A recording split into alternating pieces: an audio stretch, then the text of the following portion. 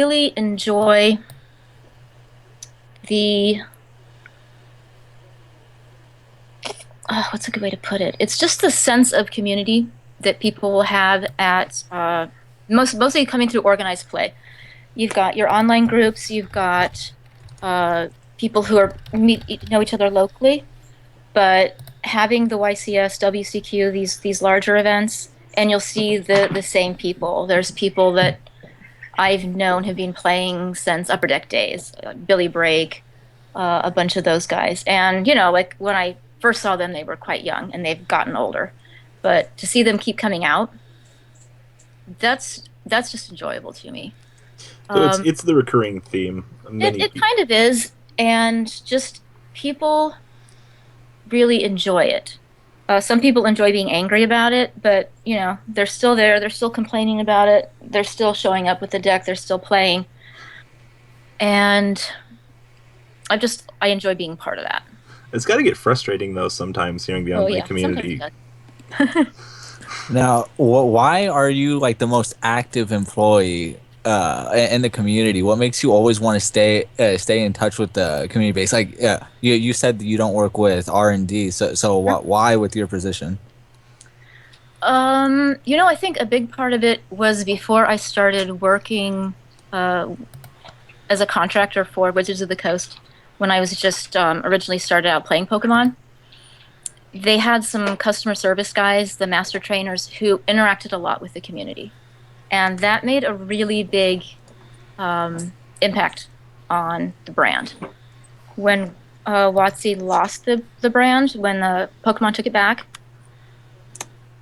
they had a lot of longtime Pokemon fans who really didn't make the transition because they were very attached to the people that were working there. They used to have a live chat. It wasn't every week; it was maybe every other week, where you could go on there and type in questions and you directly interact with the Wow. people who were managing the customer service, the community service for that game. I remember how much I enjoyed that. So I think that encourages me to kind of stay in contact. And also, as judge manager, I'm working with our volunteers, and not all of them have direct access to a more skilled judge. So I like to still be there kind of as a resource and reminding them that, hey, you're volunteering. We appreciate the effort that you're putting into the game. And Konami is a corporation, but the part of Konami who's directly interested in you, that's the judge manager, does care what you're doing. We're interested in you, and I want to be um, part of the part of the experience that you're having. Yeah, No, definitely on the internet, like there's tons of spiteful people, but like you stayed Yeah. with it. Sorry for talking over you, Robbie. you're Oh, fine. no, that's fine. Uh, I'm coming off 10 hours at work, so I might be a little rambly. so, Julia, what's a typical work day for you? A typical workday for me. Um, the usual when I got hired, I thought it was going to be awesome because it was 9 to 5:30. They said, "Oh, your hours are 9 to 5:30," and that was a half hour less than the 8 to 5 I was doing at Upper Deck. I'm like, "Oh, this is going to be amazing. I'm going to be there for just that amount of time. This is going to be wonderful." I am not sure if I've ever actually worked the 7.5 hours. The first while I was there, I was probably doing an 80, 90 hour work week because we had to completely revamp OP. It's a bit more manageable now. I do have somebody coming in part of the week to help do take care of the judge stuff. So a typical day, I start around 10. The organized play team does a 10 to 6:30. So come in, start up, download emails. We've got the two different email systems, an internal and an external. So go through that, see what's important needs to be done, and then I've pretty much got the week broken into different days where I got different tasks. Now, I remember So back in the day, there yes, used to be pictures of you guys on the internet, like shooting dart oh, guns, the like nerve, Nerf and yeah. stuff. Do you guys still get to have that much fun in the office on downtime? I have a new events manager who actually formally organized a big Nerf battle. Um, that was December. That was actually a lot of fun, and organized play was kind of the biggest turnout for that. Not a lot of other departments showed up, but that's something we're probably going to do a bit more consistently because that was a lot of fun.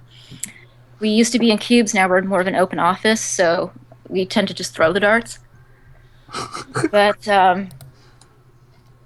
lately, yeah, we've been trying to kind of get a bit back more into that because you start working, they're super long hours and it can get very stressful. But Uh, yeah, I remember the different we kind of went nuts with the Nerf for a while there. Now, Julia, like we've seen also a lot of pictures of your desk. Give us the rundown of what is on your work desk. Well, I've got the big secret book of all the rules that I won't share with anybody. That's on my desk. Um, Except for I us, right? right. Um, I've started bringing in a couple more chairs. We had to clean everything off because we had very important people visiting. So I think in a Japanese office environment, you don't tend to have a bunch of junk on your desk. So we had to clear it all away. But I've got, oh, let's see, some cards because we have started up the Yu-Gi-Oh League. So I've got the Kaiju deck that's on my desk. I've got to kind of take that apart and rebuild it. Lots and lots of paperwork that's not very interesting. I've got pictures of game mats that haven't been released yet. I've got no, there's some things that people would like to see, but they don't get to see it. I want to hear about this Yu-Gi-Oh League. What are you guys doing at the Yeah. office here? I started that up. I think it was almost 2 years ago. Oh, you know what? We should have a night in the office each week where we play Yu-Gi-Oh, since that's a lot of people don't really know the brand. If you're working in product or marketing, they're not directly involved in R&D and organized play. They're not as familiar with the brand. So we'll start that up and people can come and play. And it was actually pretty successful with other members of Konami. We had people from accounting that were coming in. We had, there were a couple of guys from accounting who really, really liked it. Some of the guys working on the video games were enjoying it. We stopped during one summer because it's just the workload in the summer is just way too big. But I started it up again just this week. We've got a lot of new hires that haven't experienced it yet before. And it was a lot of fun. We actually had the president, Mr. Yamaji, come in and with his Cosmo deck, and he played a few games, and he really had a good time. He actually does like to play Yu-Gi-Oh. He's got a couple of decks, and we may be seeing a little bit more from him in the future. Why'd you decide kaijus? My roommate built it for me because I'm a big Godzilla fan. And he's like, "Oh, you'll like these." And he built that, and that was the only one I had ready. So I brought that in. And that's actually kind of a fun deck. We need to work on it. It's when did you build that? Pre-Bosch. Pre-Bosch, so it's a little outdated. But it was actually kind of fun. Who do you think is the most competitive in the league? That's kind of a tough one. That's a tough call between Frank and Jerome. Franklin is pretty competitive. I don't always enjoy playing him because he doesn't like it when he loses.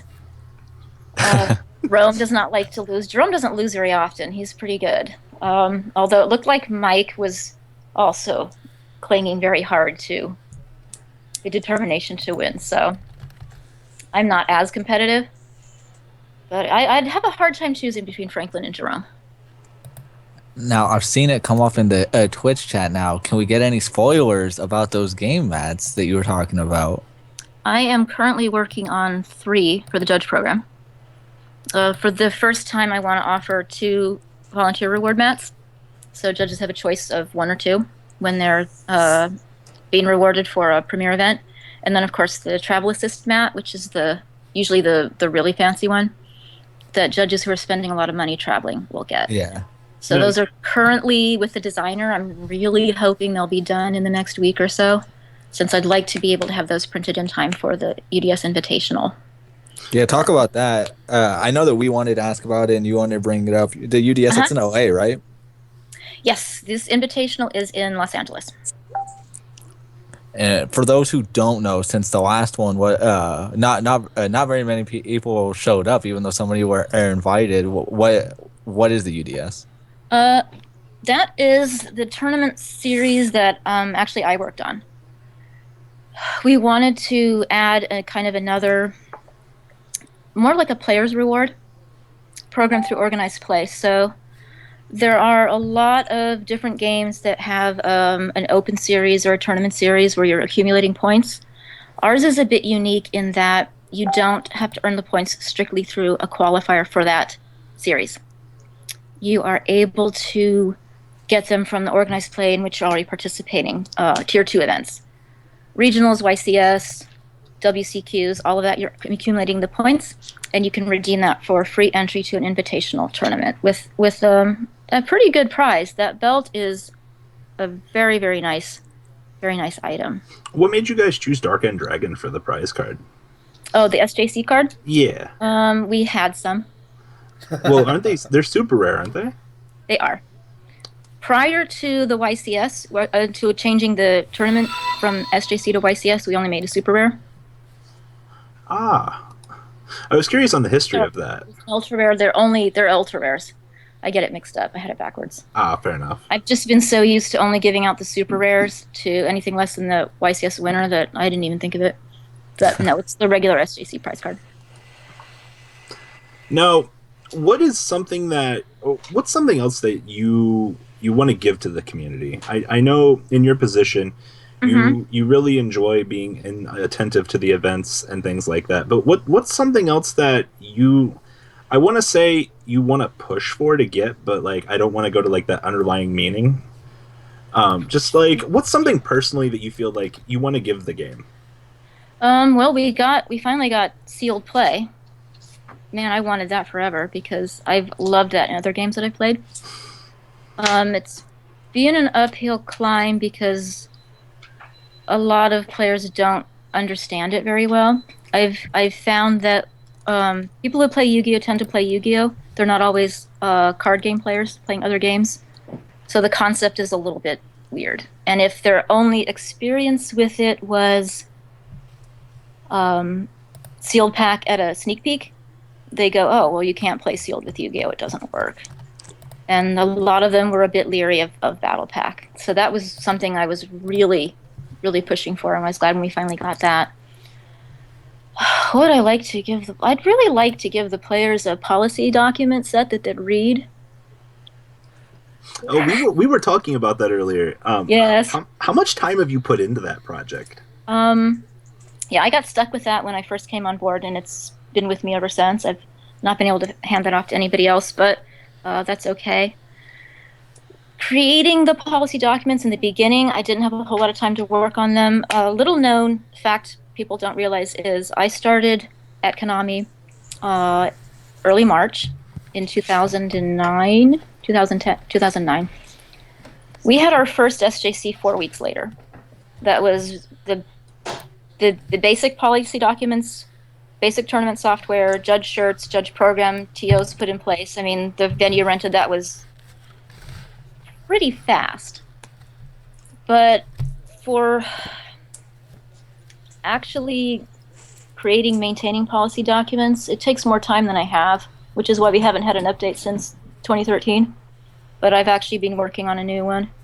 So let's hope this year we've got an updated version that maybe makes a few things that people are having a hard time with a little more clear. Now, when you say you have that big book of rules, is it kind of like the the Fairy Odd Parents book of rules?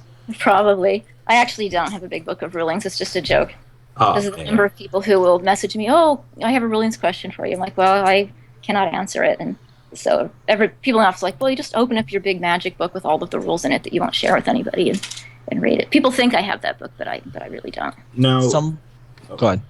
So, looking at what you dropped on the community yesterday about the token thing, would you like to explain that to us a little bit more in regards to the Monarch structure deck? Because there's been a lot of controversy as to why now. Previously, I mean, you've never really supposed to have your tokens in your extra deck. But if you've just got them face up, people didn't care. This is a lot like, I don't know if you remember the original fuss with the extra deck being in different sleeves. Yes. Yeah. Where you really weren't supposed to do it. And then people started calling attention to it. And at that point, we have to do something about it. I think the illustration I used was if you don't have your seatbelt on and you're driving down the street, generally the cop's not going to pull you over. But if you go down the street like that and then you call attention to yourself, the cop has to do something about it. And it was kind of like that. The tokens in the extra deck weren't going to be a problem until people decided, oh, hey, I know this is a great idea. I'll put my tokens in my extra deck zone. My opponent will think I have an extra deck. What brought that up though? Like, what did somebody say something As, there, or did you guys as just see it? I know, as far as I know, this started in as an OCG situation. Somebody posted about it. So here's a situation: this player had tokens in his extra card deck zone, and I guess he was playing the Monarch. I don't know. At some point, it became relevant, and then he's like, "Oh no, those are tokens." The story wasn't clear. It sounded like he actually said, "My extra deck has 15 cards." It's not really my issue since this happened not in my territory, and I don't even know if it actually happened. But suddenly, in various Monarch groups, I guess people were going, "Oh, hey, this is a strategy that you can use." Yeah, because So, I did know from people personally, they're like, "Oh, I'm just gonna do that because I'm allowed to, so that way I don't have to, so that way they won't know what they're playing." Yeah, so that's why I was wondering because like it yeah, hadn't I had come out yet. four different people ask me about it yesterday, and somebody's like, "Oh, well, I've got a Monarch group," and in there they're saying that it's okay, and then somebody on Reddit, "I'm a certified judge; it's okay to do this," and so. Since I was just answering the thing over and over again, I figured I'd probably better write one big long thing. Which, my goodness, did that spread? Well, that's what the It, community does. We hope. Yes. Then I'm like, oh, I hope I didn't say anything in there that didn't come across perfectly well. So I have I a wasn't yeah, go quite that go far. ahead. I have an adverse question for that now. Now, people are trying to, play quote unquote mind games with that. What if somebody leaves their extra deck in their deck box to try to represent that they have a zero card extra deck? Then they're going to have to explain to the head judge why they did that. And if the head judge decides, you know what, I think you did that on purpose to try and get your opponent to think you didn't have one, they're misrepresenting the game state, they run the risk of being disqualified. Good answer. Thank you. The thing that misrepresenting the game state is actually a very foggy area for a lot of people. That's one of the things I want to clarify in the next. I'm hoping to clarify in the next policy document update. Explain what that is. What you cannot do. The difficulty there is people want to cut it as fine as they can.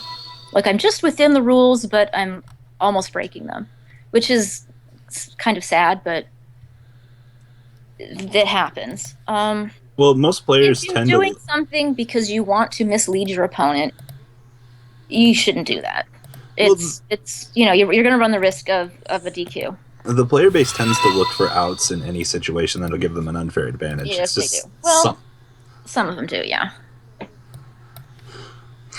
Now, I'm curious as to like your personal opinion on this. Like right now, we're seeing with the pendulum decks, a lot of people they're doing like the gentleman's agreement of like you side out all three copies of Wavering Eyes because it's so common to play it. What's your opinion on that from a person who's running the tournament and for somebody who like sees people wanting to like take these cards out of the game completely and it being so common?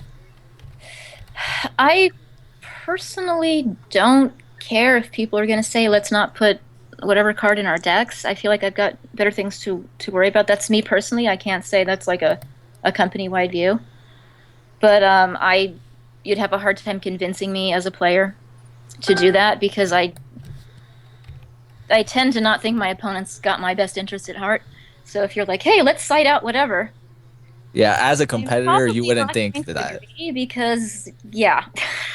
And I'm sure it becomes a stressful issue with the judges. They're like, "Well, Yeah.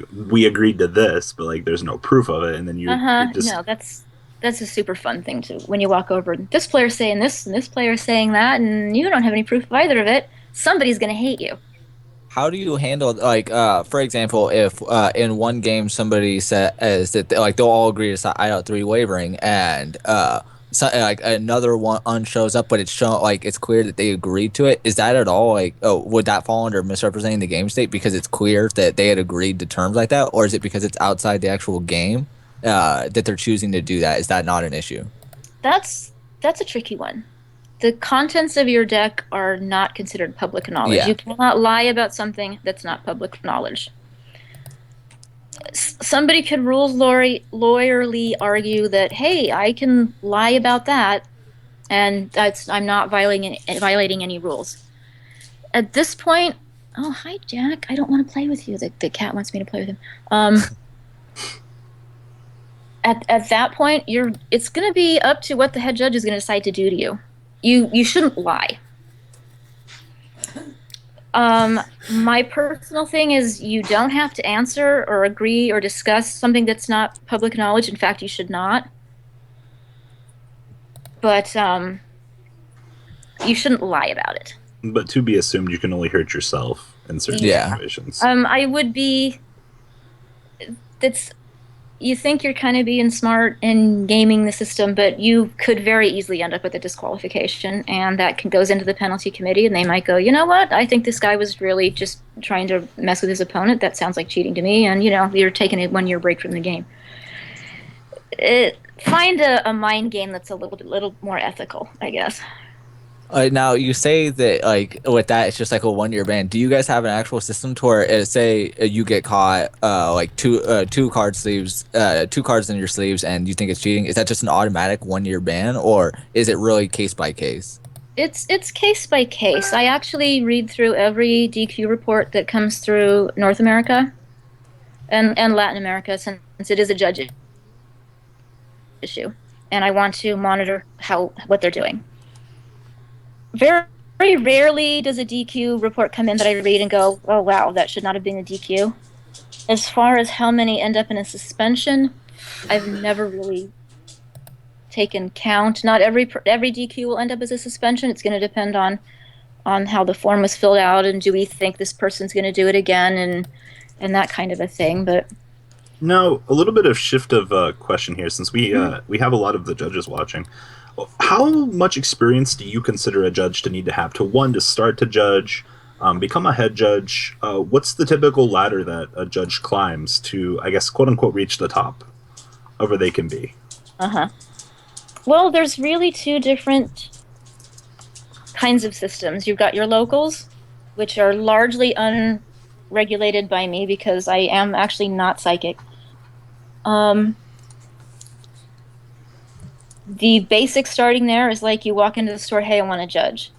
For a local tournament, tier 1, we don't require a registered judge. That's mainly because, one, it's really way too hard to be verified, and two, there's a lot of stores who don't have access to a registered judge. We'd like them to encourage their judges to be registered, but you want them to be running tournaments and not say, well, I'm not going to run tournaments, I'm not going to be an OTS because I don't have this judge. Let's get started with the tournaments. Let's hope the judge follows. Regionals is similar since a lot of the regionals are run by the OTS. For YCS, it's a bit more complex. That I've got the judge history of everybody in the program who's done premier events. I know what you did, when you did it.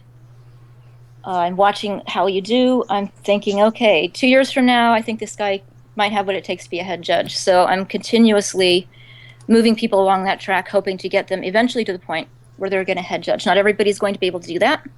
It's just how it is.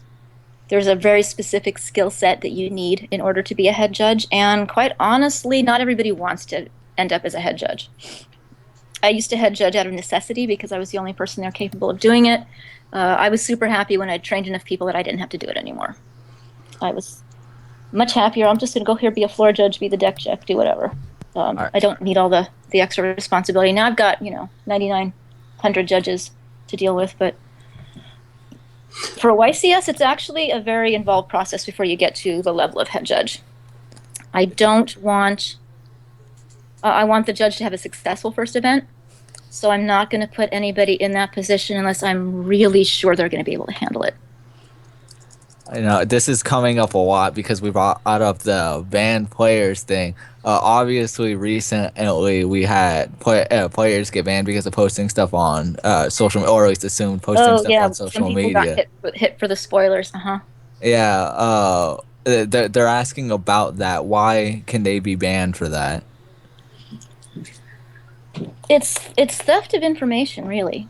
I don't know a game company currently operating that will not take serious action if you're caught with information that you're not supposed to have. Didn't Magic the Gathering And just recently do something like oh this? boy, yeah, they really went through with an axe. There were a lot of people that got caught up in I think they had a really large wave of leaks, Yeah, and it was actually really bad. they took no prisoners on that one.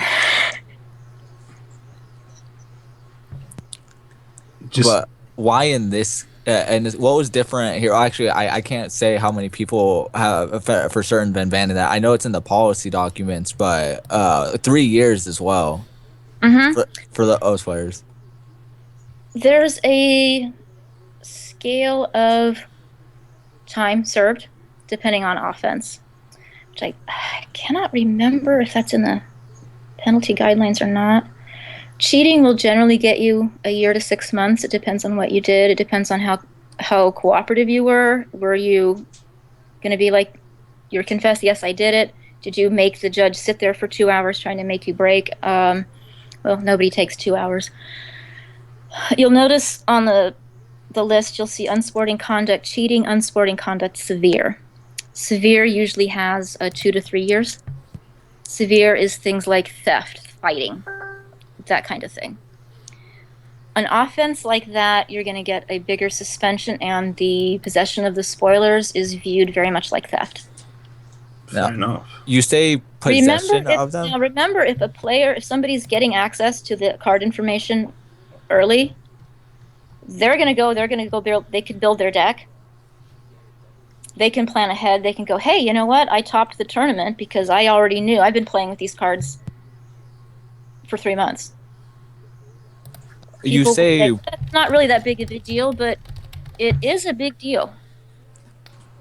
But with possession, it's like, do you mean they have to physically have the cards, or do you just mean like, this card got posted on social media, somebody has it, and then they're posting videos? It could be the actual card. Somebody might have gotten hold of. Jack, I can't play with you right now. He keeps bringing his toy over. They may have gotten a file from an internal source. There's a lot of different kinds of ways. I think the Wizards of the Coast thing was actually some sort of an internal document that got leaked. I wasn't paying a huge amount of attention to it. But, we have a prohibition on our writers, I believe, playing in events up to a certain amount of time before cards are out. Not necessarily because they have access to the information, but to avoid the appearance. Oh, well, Konami's writers, they know all the new cards and they can plan ahead. Now, a really odd question here, but when does information like that go from being private to publicized? And it's kind of a gray area. Mm-hmm. But I would say it's until it's actually released by Konami. Sometimes that's going to be to distributors. Sometimes that's going to be the social media. We're posting it up. So I believe we did some pretty early spoilers for Bosch, some very early card reviews. Yeah. When it's coming out as, oh, my friend works in the factory and cut up a thing of cards and brought it home for me, that's pretty obvious. No, I don't mean to change gears on you here, but whatever happened to Kevin Stewart writing ban list articles and explaining why certain things got hit? If you have any idea, that would be a question for Kevin. I'm not sure. He did that once, I think. Did he do it once or twice? It was a few times. Yeah, I don't know. It seemed like it was a fairly popular article, but I don't know what kind of hate mail was coming in through customer service. So. Now, and he does also have a much heavier workload than people will realize. You'd say R&D and you think, oh, you're sitting around playing cards all day, but you're also doing the product designs and the press sheets and things like that. It's a lot of work. You mentioned like getting hate mail for doing things like even posting, making articles. Oh, yeah. What kind of hate mail can you get for like giving out information like that or insight? If it's the information somebody didn't want to hear, they will not be happy with you. Not everybody is that immature, but you'll get, well, your article didn't tell me what I wanted to know because you didn't unban whatever, and so your list is dumb, and I hate your article. And personally, how many emails do you get about Stratos? Me personally, not too many. I get a lot of emails about the video games for some reason. People think judge support is the the customer service for the video games. Julia, I, I want to specifically I'm tell not. you, Robin Sharman says hello. What? Robin Sharman messaged me to tell you he said hello. Oh, well, hello. I also want to note right now that we're actually at our highest viewership ever at 132 people. Oh, how exciting. It means a lot to have you here, Julia. Oh, well, you're welcome. So what other card games do you play? I mean, you've had plenty of involvement, but personally, Right. like, what do you enjoy? What's your casual game of choice? I haven't really been playing trading card games, but we've been doing a lot of standalone games in the house, and we're really enjoying Boss Monster. Wow, that's fun. I'll put in a plug for Boss Monster. I don't get any kind of a kickback, whatever, but if you're looking for an out of the box game, that one's a lot of fun. We I'm a just huge bought. fan. I have not lost one game of Boss Monster yet. Just to let everybody know. I do better than I think I am because I'm not always planning my rooms very well. Then I go, oh, okay, I have this wonderful synergy, and bang, bang, bang, I win. I saw Now I'm that gonna go do something else, I but saw it demoed at Gen Con this year, and it looked really fun. it is fun. I would recommend picking that up if you want just a kind of an easy to take along game. And we did buy Flux. We got that for Christmas, and we haven't played that yet. Now, Julia, Gen Con ties into my next question. I don't know if you can really give much leeway into this, Mm-hmm. but Gen Con always has popular events every year. Mm-hmm. I don't. Is there ever going to be any plans for a YCS there again? And is there going to be a possibility for events this year? I don't know what's in store for Gen Con this year as far as events go. I think it's highly unlikely we'd ever run a YCS there. We don't get the numbers for the budget it takes up. It just makes more sense to run it at a location where people don't have to pay for a Gen Con badge in order to come in and play. I mean, on that note, has there ever been a place where you wanted to hold a YCS but just couldn't? Oh, I want to go to New York every year. What? Yeah, Madison Square Garden, that'd be awesome. But if we wanted to run one YCS instead of 9, then, that's how it would go. No, I'm from New York. I always want to go back to New York. I'd love to have one there. I actually did research on it for a YC, for an SJC. This was way back in the beginning, and also for nationals. And it was just the cost is astronomical. We can do 2 events somewhere else for the cost of one event in New York. That's crazy. Yeah, I'd love to go to Boston. We have not been there, but same. It's very expensive. East Coast, upper, Northeast. When you're getting into the strictly union venues, you'll think you're spending 20 grand, and suddenly you're spending 60 grand. It's really difficult. So I know you do a lot of work with the judge program and stuff, but Mm-hmm. why haven't we ever done something like Europe has done, like the Ordeal of the Traveler stateside? Because we do, let me see, about 8 or 9 events in North America. Then I've got 4 in Latin America, so that's quite a few. It's just, there's not that many people who are going to complete it, and there's better uses for the mat design, I think. Yeah, USA, we have a lot more YCSs Mhm. than Europe does. And Europe Yu-Gi-Oh! is a much smaller continent. I'm not sure if people realize how size-wise it compares to North America. But We get it's Yu-Gi-Oh! a number Day. of events and geographical distance. It just isn't a program we thought would really generate a lot of goodwill. This comes up a lot in like social media, like all the time. Prize support, people complaining about prize support. Why is prize support mapped out the way it is? And everybody always wants cash tournaments. Can you explain why we can't get that? Shueisha doesn't allow it. They guys just simply aren't allowed to. Oh yeah, no. We've had other options we thought of doing, and it's not a brand appropriate thing that would be allowed. I don't really want to give out cash. that takes up a huge chunk of the budget that you could be spending on your venue, your security, your shipping, your everything. Yeah, I'd rather run 9 events with the pricing we have than having to run only 3 events with some cash. I don't personally feel like it would be the massive draw that people seem to think it is. How much does Konami actually look at social media in terms of helping with card design and things like that? Like, how valued is our opinion to you On guys? card design, that I wouldn't know because I don't really interact with Well, R&D. I mean, with you, you're always interacting in the community, Mhm. and I'm sure you read a lot of the messages, and sometimes I'm sure you face palm like most people. But I mean, do you take most opinions to heart? Like, I don't read a whole lot about Forbidden Limited List. I don't really read about card design because I just don't have enough hours in the day to care about parts of the game that aren't my job.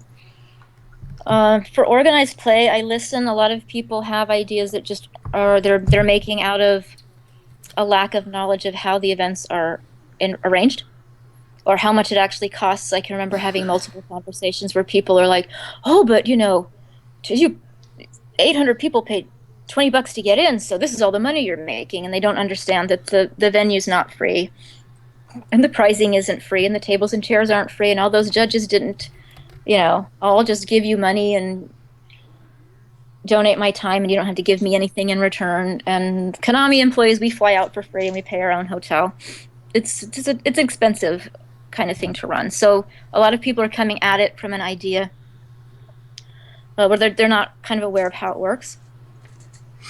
I'm getting bombarded with this question right now since somebody brought it up in the chat. Oh, streams for North American events. Why is it only for the WCQ and why isn't it more often? I know it's expensive, but other than that. It's been a budget issue, and well, we'll just see how that works out this year. That's all I'll say about that. Winky Face Worlds? Yeah. Is that an insinuation that you guys are trying to get it done? Well, I guess you will find out, won't we? Ooh, fair enough. I'll take that answer. Now, looking back at the Forbidden Limited list, Okay. someone in the chat asked, why did they take off the date? And I'm sure you can't answer this question, but I have to ask you anyway.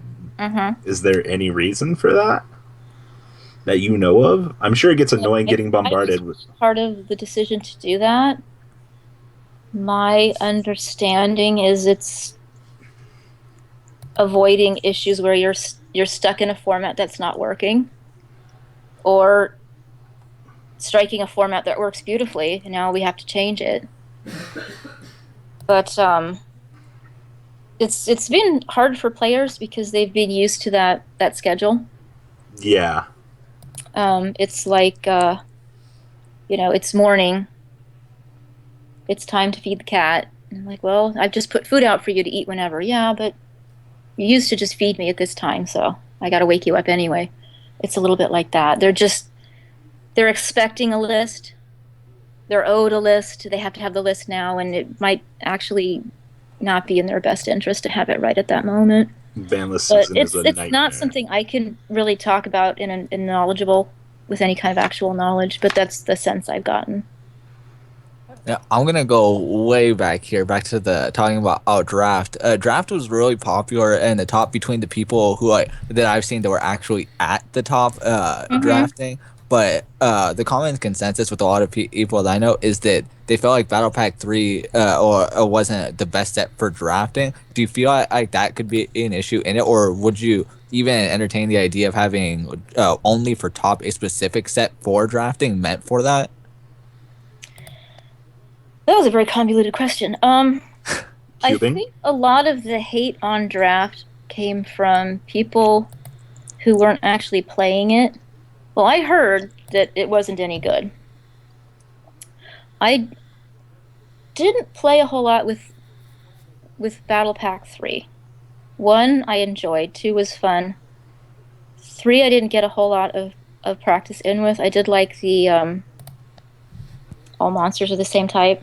I thought that was a lot of fun. I was sad to let draft go, because if you are good at draft, that's teaching you how to actually understand how to play the game. You're not... Yeah. I'm going to go watch a YouTube video on this deck, and I'm going to learn how to play this deck, and that's what I'm going to do.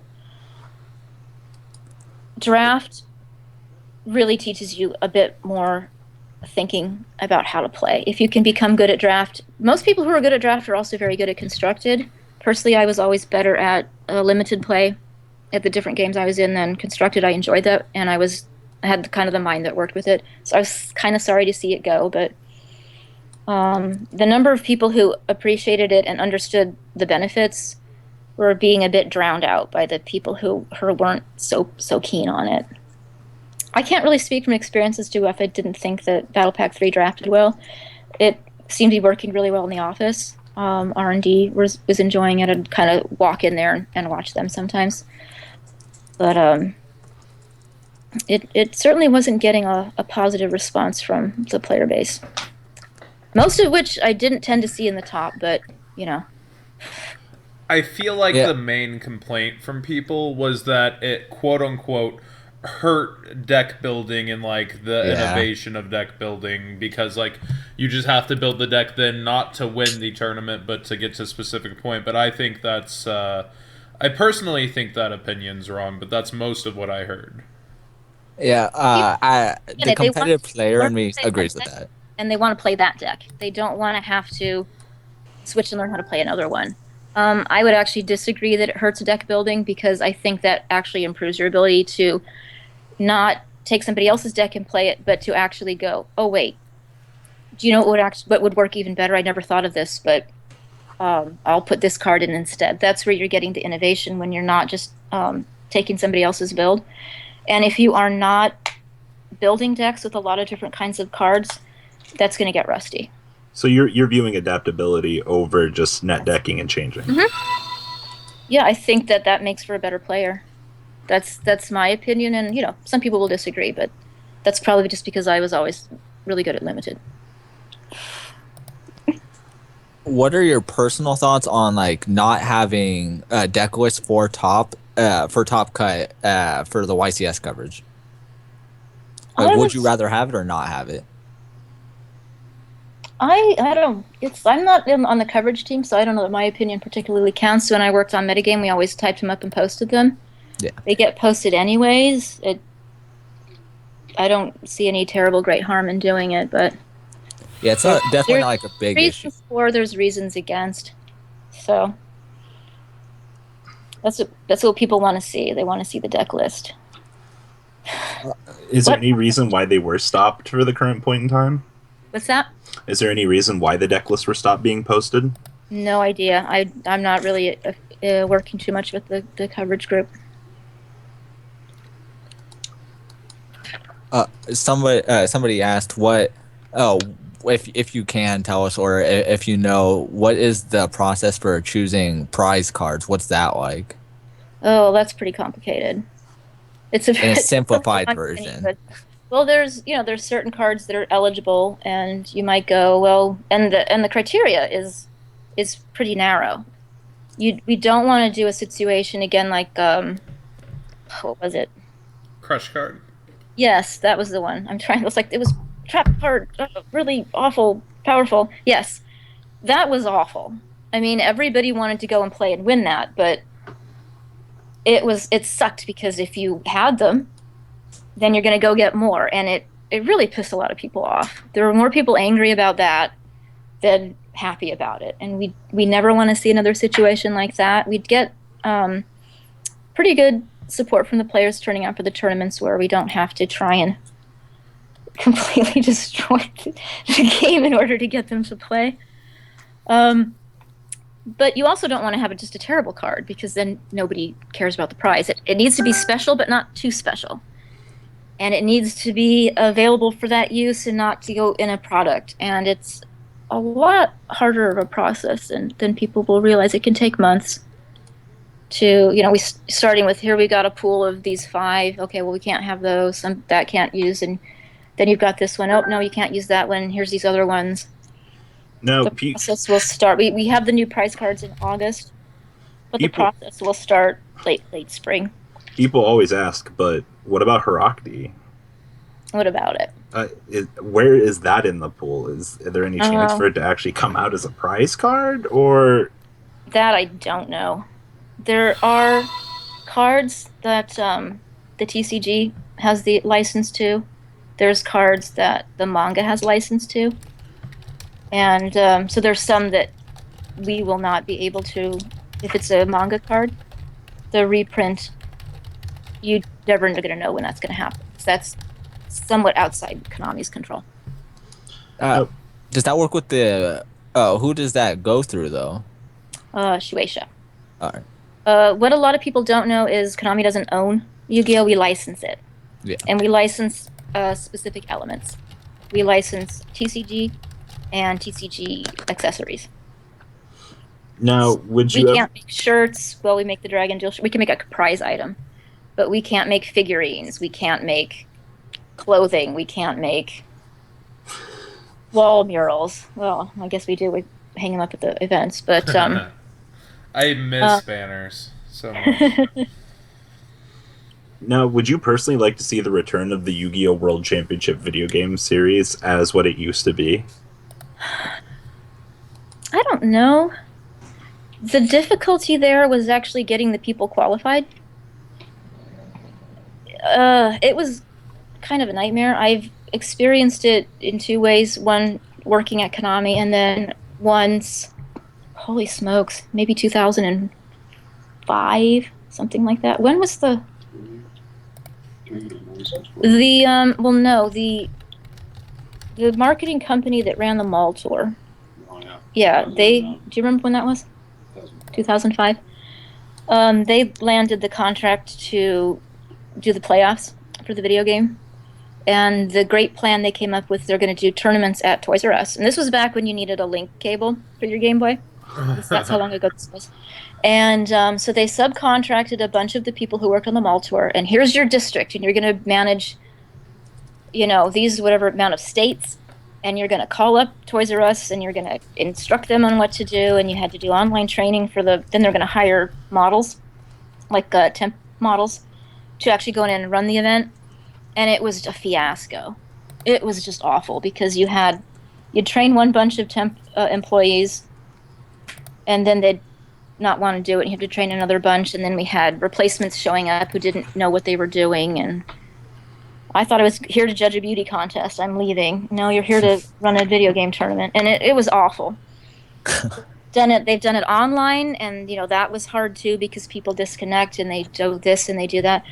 Unless there's like a really good way to determine who should go to Worlds, I would not want to see a return of the video game thing. So that was really, really complicated. No. Go ahead. Oh, go ahead. I was gonna say this is going to be completely a different topic. But I was wondering, your job offers you a lot of opportunity to travels. With Konami, where would you say your 3 favorite places you've been in your travels around? Oh, definitely Tokyo. I love Tokyo. I like going there. I went to Sao Paulo, Brazil. That was fantastic. Everybody was really nice to me there, and they have tasty food. And I liked Peru. Peru was really nice to visit. So I've enjoyed the different Latin America places I've gone, South America, and then a bunch of different places in Mexico. Those were also really nice. But Tokyo is my definite favorite. Oh, Rimini in Italy was also really, really nice. How do you compare Amsterdam was fun. You know what? God, there's a lot of places. Yeah, for me, Yu-Gi-Oh! I definitely think one of the coolest things is that not only getting to travel all around the United States and possibly eventually the world, is that all the friends that I make across the United States is just really awesome. Like, not to do the typical friendship Yu-Gi-Oh! Thing, but it definitely brings, like, you just together with this entire family of people that you would have never known. Like, I wouldn't know Robbie or Joe. Robbie, I believe, from the Indiana area. I'm not even completely sure. And then Joe's out over from California. Just like this huge network of people that are brought together for the same reason. No, that's what I've enjoyed. When I started working on the mall tour for Yu-Gi-Oh!, I got on that with friends I knew through Pokemon who'd done a Pokemon mall tour run by the same company. And like, oh, yeah, no, you need to get in on this. This is a really good gig.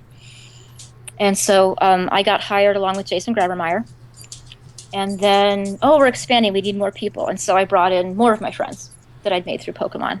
And so they were working on it with me. And so, yeah, one of them is currently living in my house.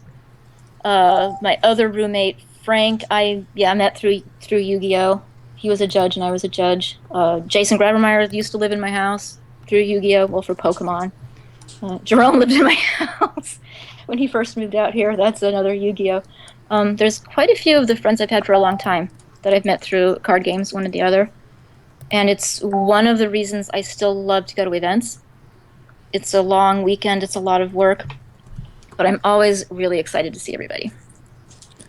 Now somebody brought it up earlier. What's the relationship like between like Shueisha and like the business interactions that you guys have? What are like the barriers that you guys have only licensing and not owning Yu-Gi-Oh?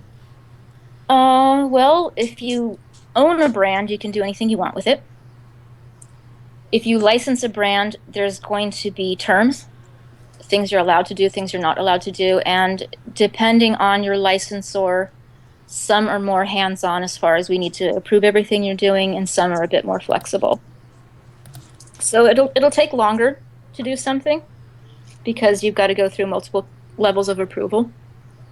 It will sometimes you'll go, oh, we have an idea. Well, they don't like that idea. And then of course you're paying royalties. So all the money that you make isn't necessarily just for you.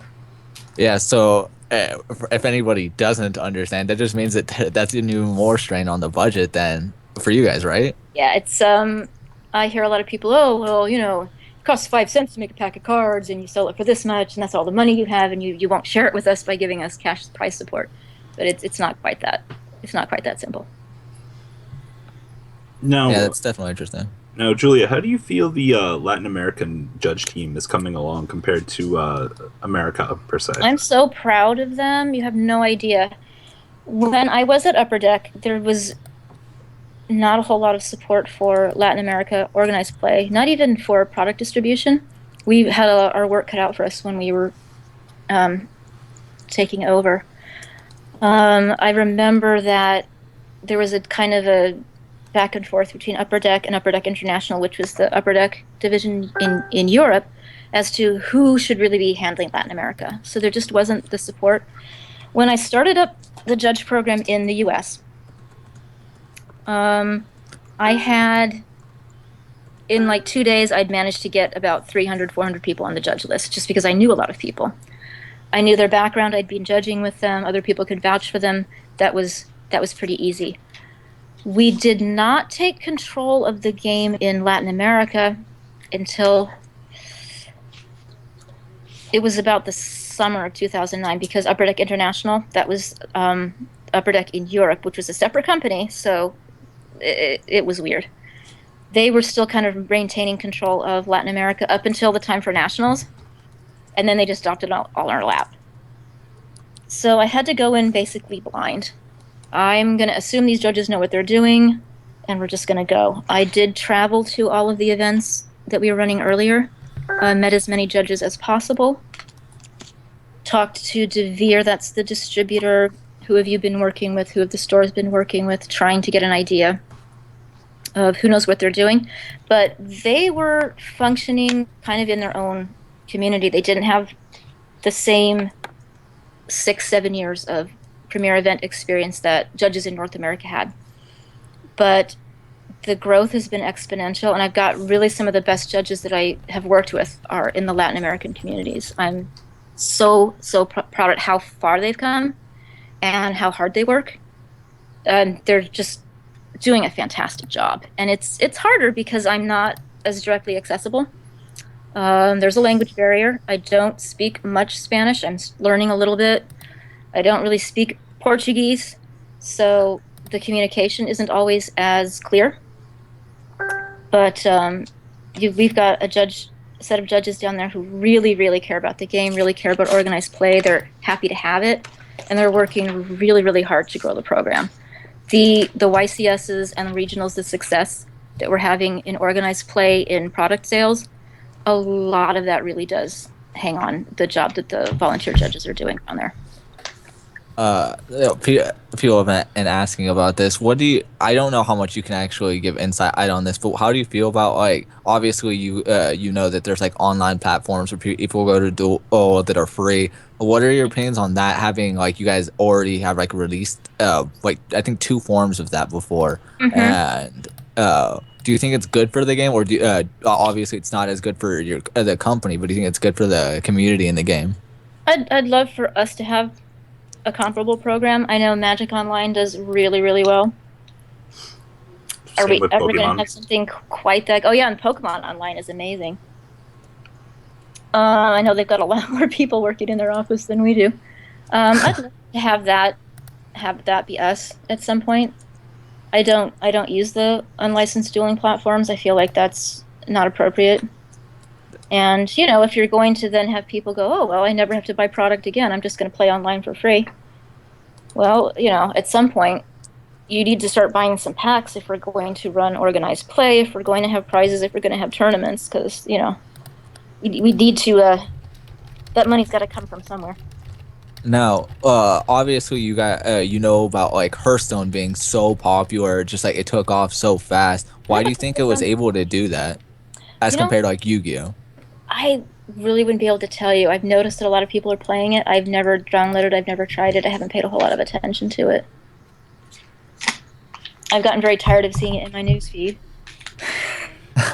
Is it really that popular even among like your circle of friends? Uh-huh. Yeah, there's quite a few people who are well. There's a lot of people who play it and won't shut up about it. So Wow. there it is. Now, I know you run the super secret Facebook group for judges. Hate to bring that up, but I have one super secret one and one public one. will there ever be a chance for the community to have an interactive platform? Well, years ago, adjudication. Well, I started that. That's adjudication's almost seven. Will be 7 years old this year. I started it up, and it's it's largely gone with approval of Konami. They know I have it, and they just kind of let me do it. Originally, it was open to everybody. I'd add anybody into the group, and we were up to about 4,000 members, and it did pretty well. And then, oh shoot, what was the ruling? X Saber Dark Soul, was it? Yeah, it was that. There was an event in Germany and an event in San Jose, and they ruled the card differently. And I had to tell the European team that what they had up wasn't correct. And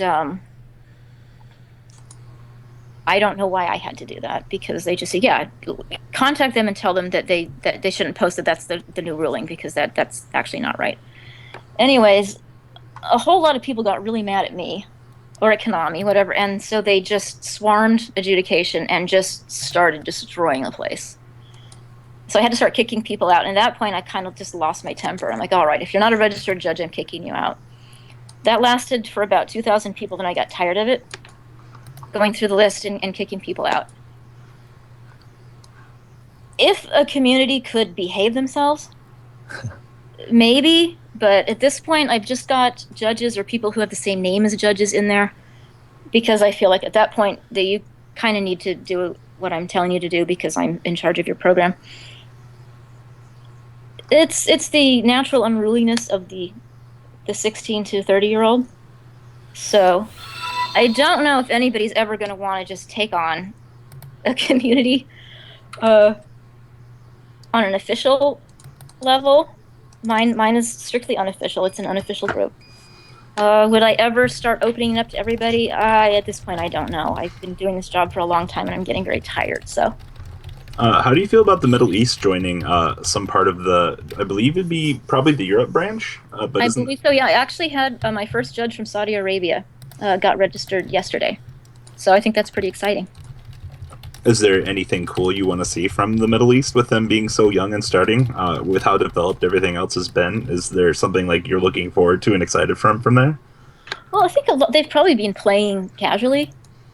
I'd like to see them start off with a nice, strong, organized play program. Let's have them read the tournament policy.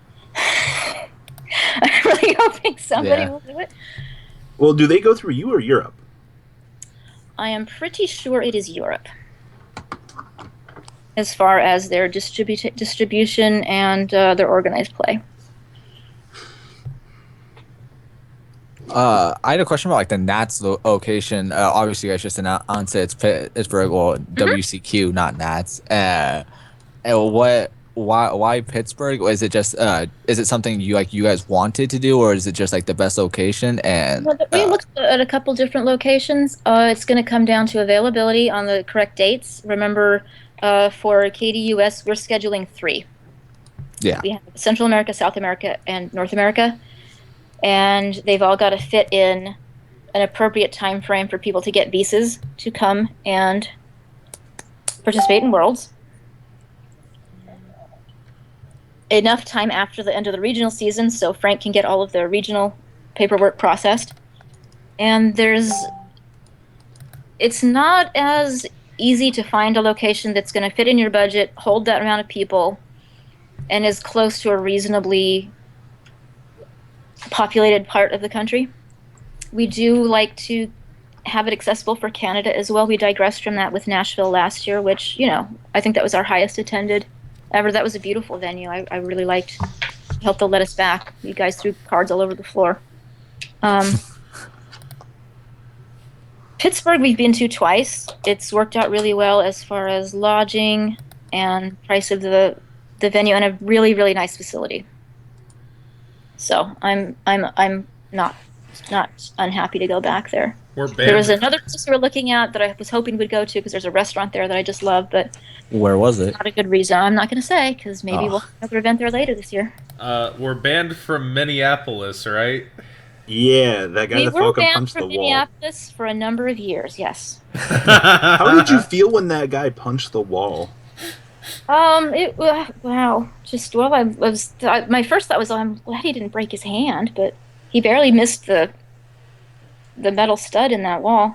For those of you watching the stream right now, back at Minneapolis, the WCQ, so the kid had like the worst day of his life. There's many stories, but he literally punched a hole in the wall. He punched 2 holes in the wall. Yes, and 2. He went back. Yeah, he went both sides. He went both sides. He did. It was the escalators were together. Yes, he one with each fist. I just remember, like, is that the craziest thing that's ever happened from an event? No, it really isn't, actually. What story time? Story time. Yeah, what is? Well, no, those are all things I really shouldn't tell you. Oh.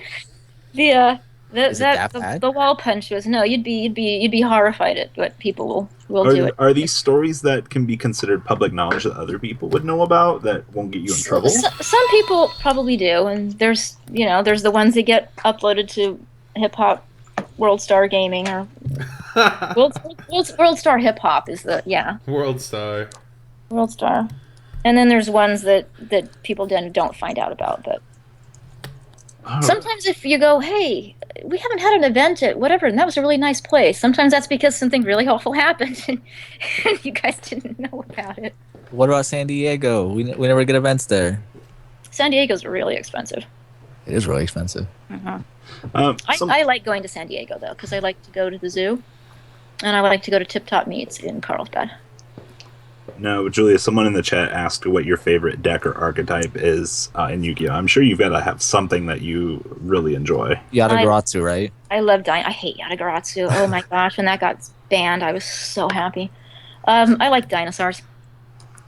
So Dino Mist must be really cool then. I haven't even really read them yet. I know they're there, and I'm like, okay, I got to read those.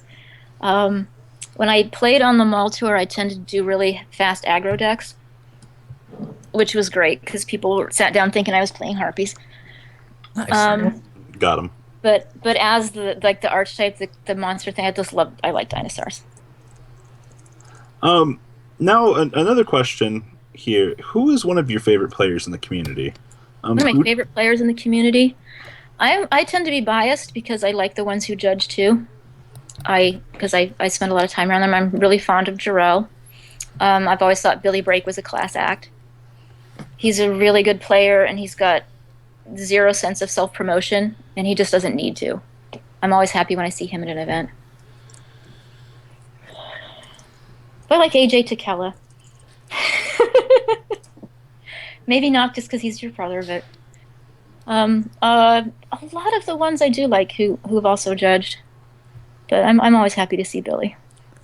What was your least favorite event? Like if you could just erase, wish it never Oh, the event happened. when you're like, if I'm not better in this life and I go to hell and I'm going to be at a tournament, it's going to be this event. Exactly. It wasn't a Konami event, and it's funny because I was just talking about it earlier today. It was an Upper Deck SJC in Boston, actually, the second one that they did, which was just appalling. Um, the the hardest one for Konami was probably the 75th in Edison, and that was just because our pallets didn't show up, and we had to go out and try to find all this stuff. And Edison isn't exactly a metropolis, so it was kind of hard to find everything. And it was our third, I think it was our third event. So the judge staff was still kind of new. And it was just one of those things like, well, gosh, what else could go wrong? But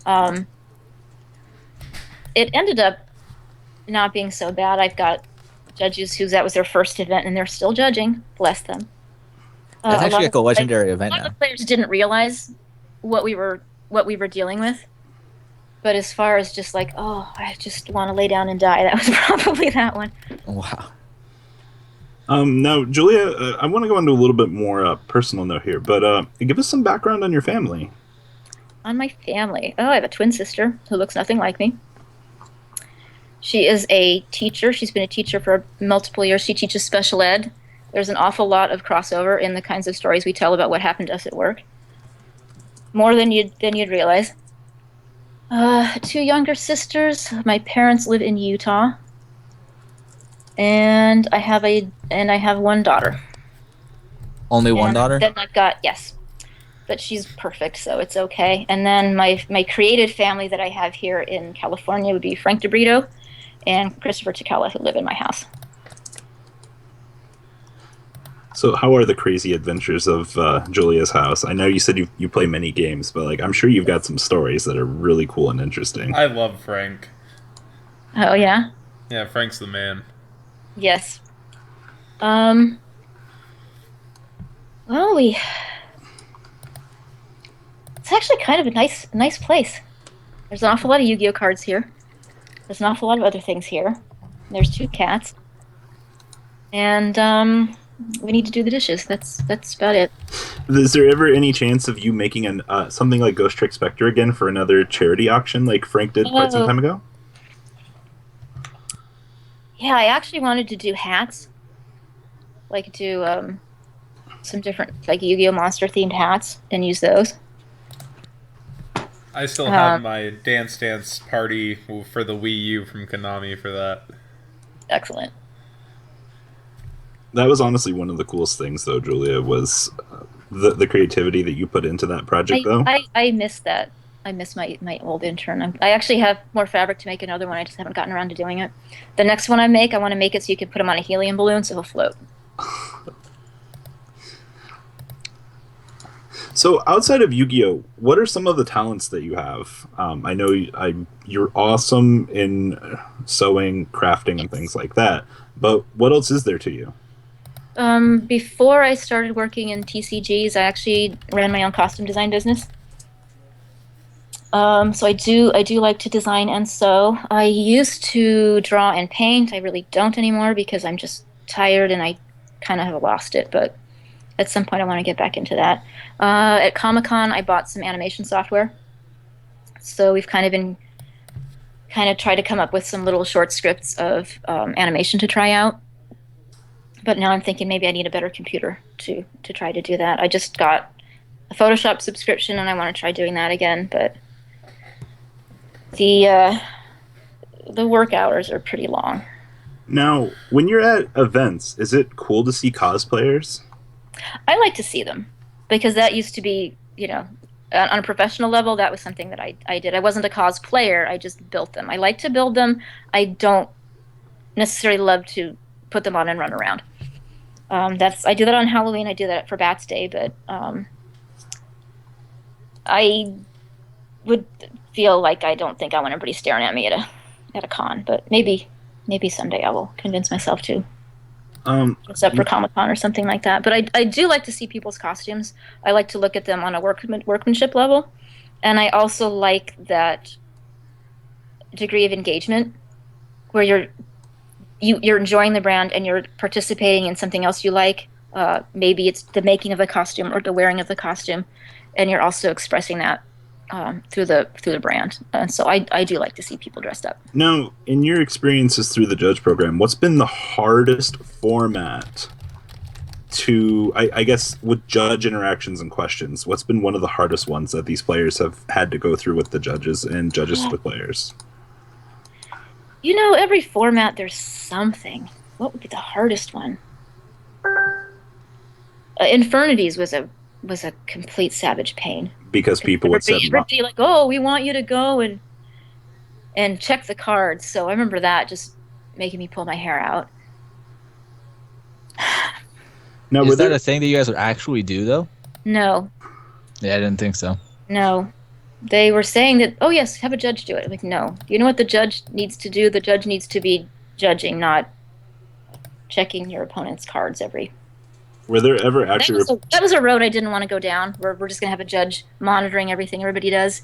I didn't like the sound of that.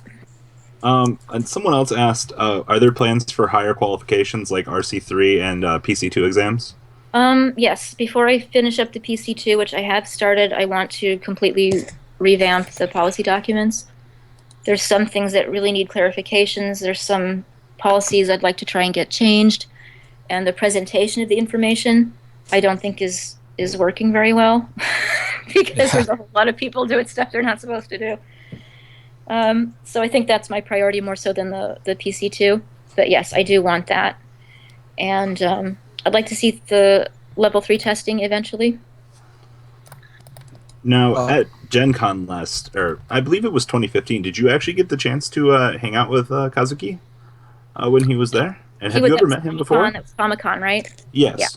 Yeah. No, I was not there when he was. He did his panel. He's not as socially. He doesn't really like to go and hang out with everybody. I do remember seeing him at Worlds in Comic-Con in 2007. 2007. Worlds was at Comic-Con, and he did come and he did present some drawings, and I was the head judge that year. So I observed him, but I did not meet him. I believe he had a very, very good time at Comic-Con this year, and he was really moved by the amount of people that came out to the panel and just the reception that he got and how excited they were to have him there. I think that actually meant a lot to him. You said you wanted things to be changed, and when you're updating the policy documents, what do you think is the most important thing that you'd want to see changed, or the first thing that you thought of that you're like, this needs to be more clear? Yeah, the clarification I really need to make on, boy, there's a huge list.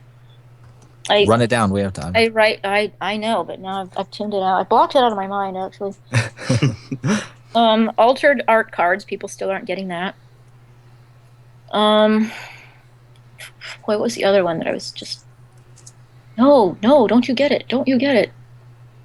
A lot of people don't understand that you can't roll a die to decide who wins. I think that needs to be a bit more clear. Does that need to be more clear? Wow. Yeah. I'm actually thinking of printing that on the match slips. Wow. I'm very tired of reading DQ reports of people who are rolling a die to... Well, we didn't want to play, we just rolled a die. Okay, there's all kinds of things wrong with that. Yeah, you can concede to an opponent, but not for any kind of thing. But and you can't, wow, why even have a tournament? Let's all just roll die and we'll go home. We'll be here for an hour, we'll hand out the prizes, and we'll all go eat. Now, with WCQ rolling around, is there any voice actors that you want to see this year? Oh, I know who I'm going to see, and we'll be announcing that at some point. Ooh. Oh, well, who would you like to see? You can't really tell us. Yeah, I can't tell you who's. I always like to see Darren Pegasus. He is always wonderful. I like Erica Schroeder, who does Mai and Akiza. She's a really nice lady. And Greg Abbey is lots of fun to have around. And Dan Green, also the voice of Yugi. He's a really, really nice guy. Yeah, I remember coming back from nationals this year to the hotel, and I was with my roommate Russell. Billy had already gone up to his room, and I was like, Russell, Pegasus and Merrick are standing in line at our hotel, and he's like, "You're such a nerd, but that's the coolest thing I've heard in a while." A lot of them really do enjoy coming to the event. We hardly ever hear, no, I don't want to go back and see those silly people again. The ones that are coming back a second, third time, they're, oh yeah, no, I'd love to come. So, that is, thank you, Yu-Gi-Oh fans who are going up and are getting autographs and, showing the voice actors how much you like having them there. And I know people like the live duels. Someone was asking how many RC2 judges there are currently. I think I got about 200. How many? Because we just processed that information. Yeah, just under 200. I was able to update, but there could be. Yeah, of the current results I've got just under 200. Someone also asked if there's any other famous people or famous people in general that you know outside of card games. Famous people that I know in general outside of card games. I went to film school. I know some film people, I guess. What? Oh yeah, I was at school with Aaron Eckhart. I don't know who that I is. don't really know him. He was Two-Face in the second Batman movie. Who's with you right now, Julia? That's my roommate Christopher. This is a question that you probably can't answer, but someone wants to know when the invite list will be updated and posted. For regionals, Frank does that. Frank handles that. He's been concentrating more on getting the UDS points updated. But I would think, he was talking about that.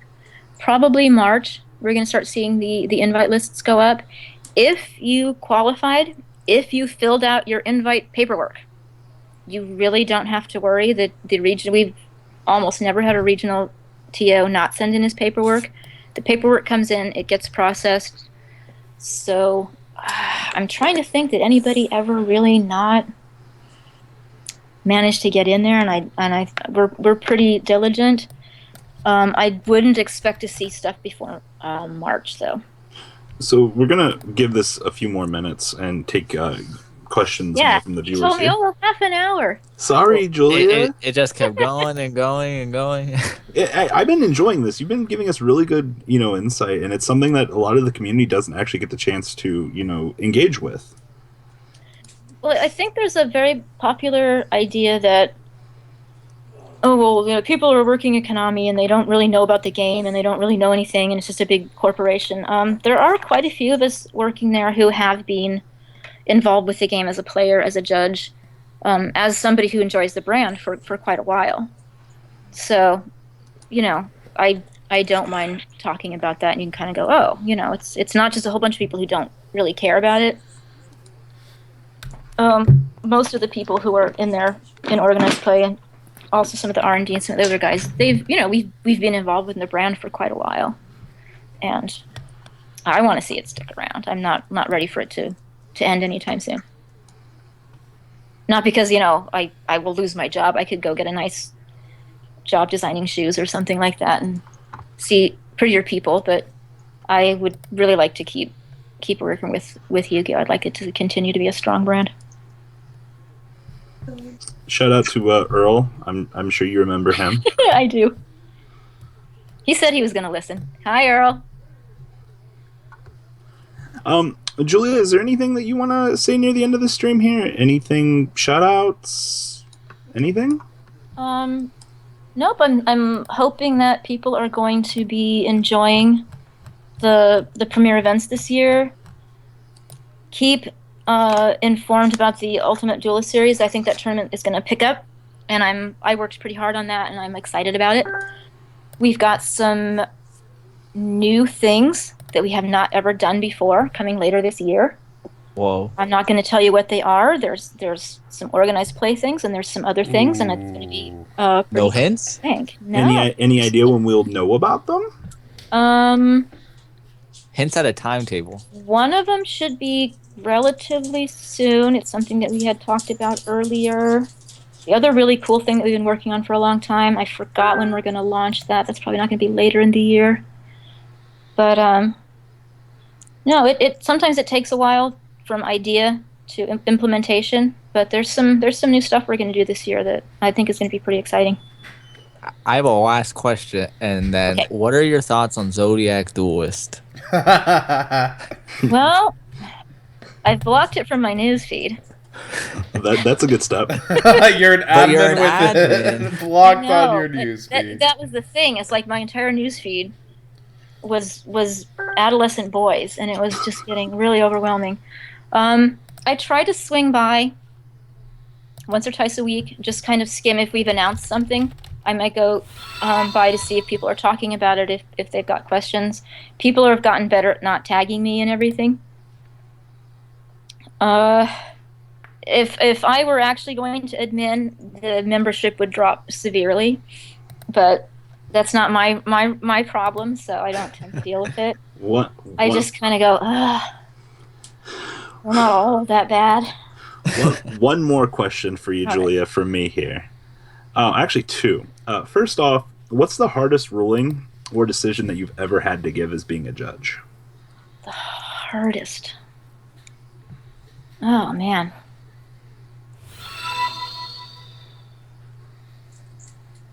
The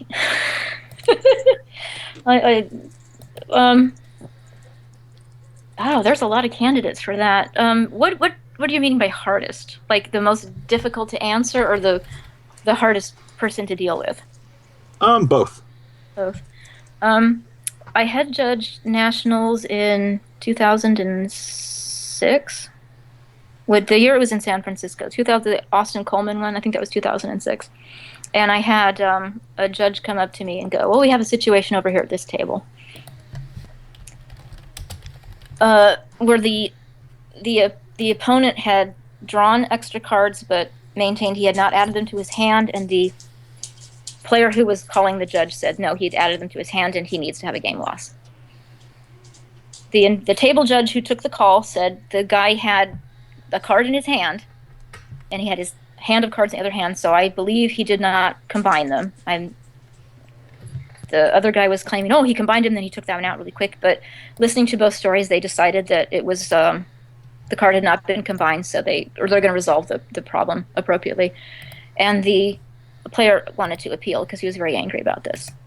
And so I went over, and I'm trying to hear both sides. And the player who had called the judge was very agitated. And he goes, no, this is what he did. And he reached over and drew an extra card from his deck and put it in his hand right in front of me. And so I had to give him a game loss. And he was really, really angry. And it took a while to get him to calm down and get him out of the thing before he had got a DQ for, yelling at the judges. And later on, he went online with all of his friends to say that I gave him a game loss because his opponent drew an extra card. That was it was difficult because I was really hard not to laugh, because I've never, he actually drew the card and combined it in his hand right in front of me. That one was difficult. Boy, the ruling ones just vanished from my mind. You just block them out, you mean? Yeah, well, it also was a really long time ago, and I've had a whole lot of other things I've needed to remember in between. That one sticks out in my mind. And then Worlds in 2006. I hate table judging. I absolutely hate it. Some people are good at it and they love it. I loathe it. And I was the head judge, and I had to table judge the finals, which was being broadcast. And I have, now I've forgotten his name. He was from Italy. So I had Italy versus Taiwan. I think it was Taiwan. And they wanted me to write down the life points and just do the life points so that people could keep track of it on the screen. And so they gave me whiteboards, and they wanted me to write the life points, do the math, and wipe them off and do the update, which is a terrible idea. So I had it in my lap as well, just on paper. And the ending of the game 2 was Taiwan forgetting that he had 800 less points than he had, and losing, and having to back up and explain to them, why he had just lost the game because he wasn't keeping his life points accurately. While the Italian player was getting very upset because he was worried that he was not going to be credited with his win. So it's being broadcast, and I've got a very upset Italian player and a very upset Taiwanese player, and what everybody thinks is no record of the life points, but I did have it on paper and took care of it. That was like probably the most I never want to judge again moment. This is very stressful. Fortunately, I had it on paper. I think I don't know what I would have done. So, Julia, one last question for me Yes. here. One more last question. This is the last question. Who would win a fight between Goku and Superman? gosh.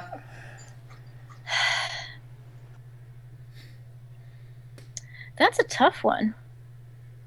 Has Goku ever lost? Oh yeah, Yeah, a few times. he's died several times. No, my daughter used to watch. We used to watch Dragon Ball Z, and then one day she's like, "Mom, they've been fighting the same fight for 5 days. I don't want to watch Dragon Ball Z anymore," and so we stopped. They've both lost. Superman's got that one obvious weakness, though. I think with sufficient planning, it would probably be Goku. Would never use it. He would never use it? He would never use kryptonite. Why not? Because it wouldn't be a fair fight. I'm gonna agree with your roommate. That's not the Goku way. and then Goku would lose because Superman. Yeah, but Superman's also got that super honor thing going on too. This might be a complete standoff. Someone They said kill throw each One other. Punch Man in Both there. might be a little bit too nice, and then Frieza would come up from They behind. would And team up and fight a greater evil. there you go. Like, All right, Julia, it's meant a lot to us. Thanks for being with us tonight. Very welcome. Joe, John, Sebastian, any last thank yous here? Thanks a lot for joining us. I've known you, obviously, since I was a 14-year-old little kid in a Dallas mall. Keep up with your cats once in a while and see how they're doing. All right. It's been great. Yeah, it was fun. I hope